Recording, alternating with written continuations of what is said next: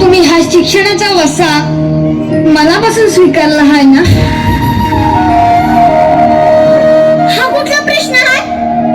तुम्ही निवडलेला मार्ग खडतर आहे, पावलोपावली संकट आहेत आणि अशा त्या लोकांचं काही सांगता येत नाही, तेव्हा काळजी वाटते तुमची.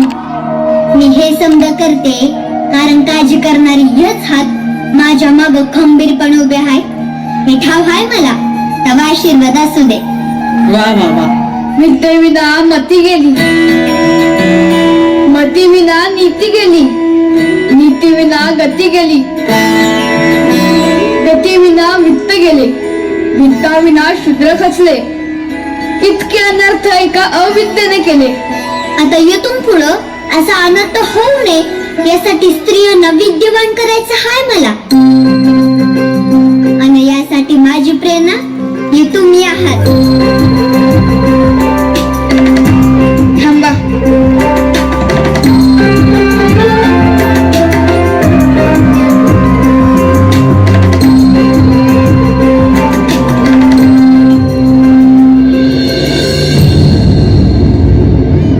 स्त्रियांना शिकवणार या अहो अशाने धर्म बुडेल.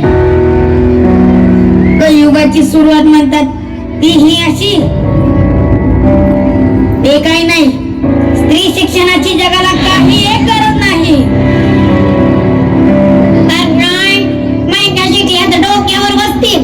अहो घर कोण सांभाळणार? मूल आणि मूल सांभाळण्यासाठी जन्म तिचा. शिकून काय जग जिंकायचे आहे की काय? स्त्रियांची कोतच तेवढी.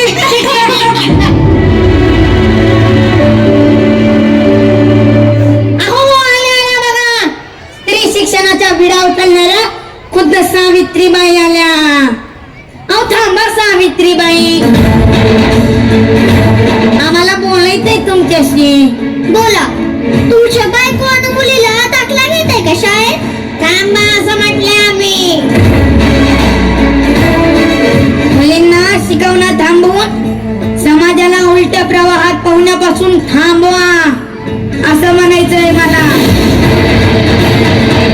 स्पष्टपणे बोलतो, धमकीत समजावं तर ही मुलींची शाळा बंदच पाहिजे.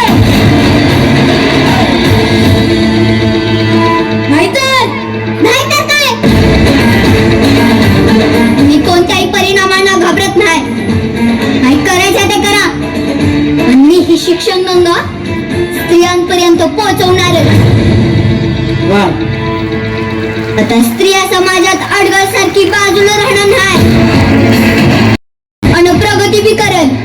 आणि मी बी तुम्हाला स्पष्टच सांगते की मुलींची शाळा कधीच बंद होणार नाही. आता हिला धडा शिकवावाच लागेल.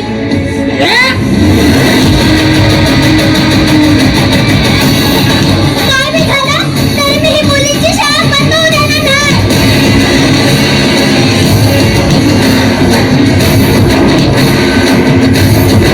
आपल्यामुळे बहिणीला त्रास सहन करावा लागला. बाई जर आपल्यासाठी एवढे करत असतील तर आपली जबाबदारी अधिकच वाढते. चला चला आपण आपली प्रार्थना म्हणूया आणि शिक्षणाचा वसा जिथे पुढे नेऊया.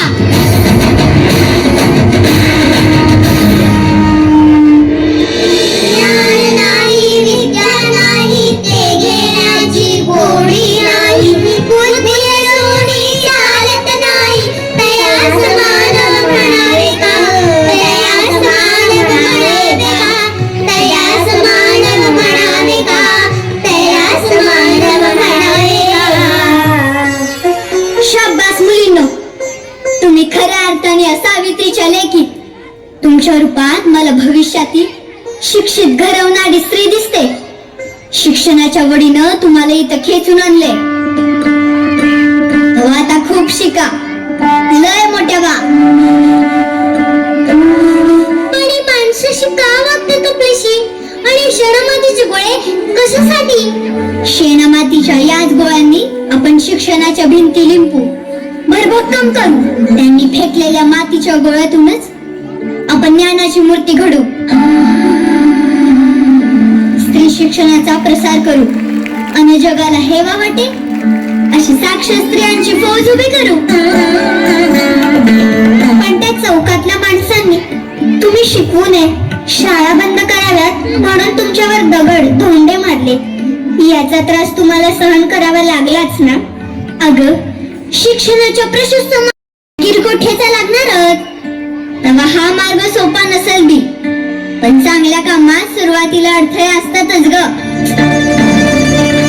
आपलं सोडा, टाकीचे गाव सोसल्याशिवाय खुद्द देवाला तरी देव पण येतं का?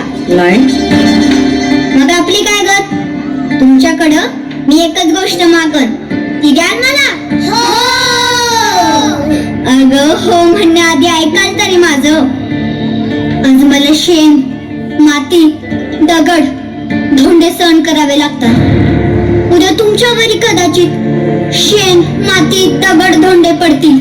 पण तुम्ही सगळ्या मुलींनी मला वचन द्या की असे गरजूनी विद्या शिकण्या जागे होऊन झटा. परंपरेच्या बेड्या तोडू नये, शिकण्यासाठी उठा.